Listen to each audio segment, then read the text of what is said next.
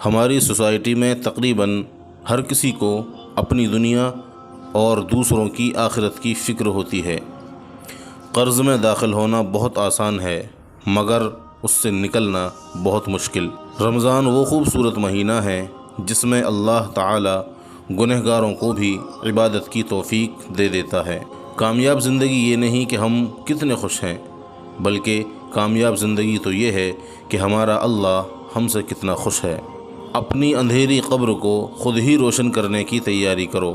آج کل زندہ لوگوں کو کوئی یاد نہیں کرتا، کل مردوں کو کون یاد کرے گا؟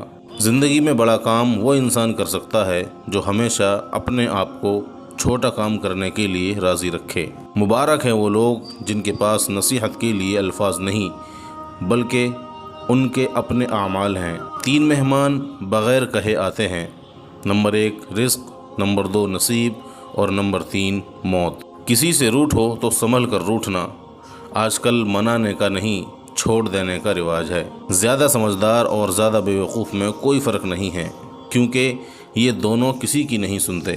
اپنی زندگی ایسے جیو کہ اللہ کو پسند آ جاؤ، بندوں کی پسند تو روز بدل جاتی ہے۔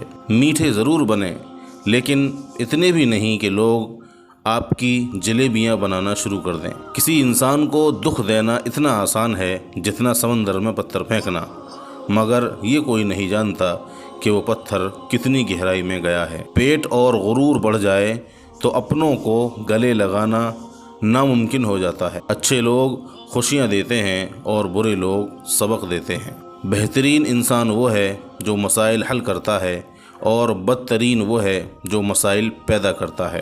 زندگی عادتیں بدلنے سے بدلتی ہے، سال بدلنے سے صرف عمر بدلتی ہے۔ پیسہ تو بھیک مانگنے پر بھی مل جاتا ہے لیکن عزت کمانی پڑتی ہے۔ پہلے شرم کی وجہ سے پردہ کیا جاتا تھا، پر اب افسوس پردہ کرتے ہوئے شرم آتی ہے۔